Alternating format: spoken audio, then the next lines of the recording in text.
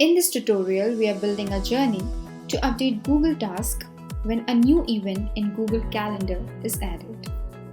So let's start. Select Google Calendar as trigger. Then choose New Event as trigger event. Select the existing connection and click on Link an account. Next, select the calendar. Now in steps, we have to update an existing Google task. For that, select Google Task. Next, add Update Task as an action.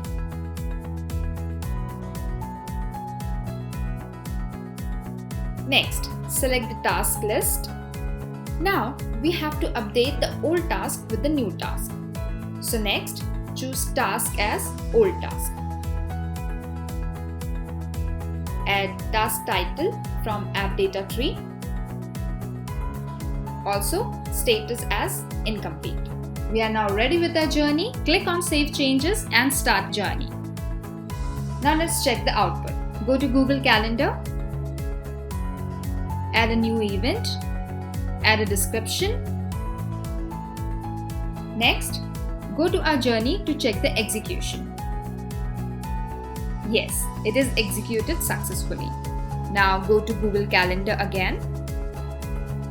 So we can see that an old task has been replaced by a new one.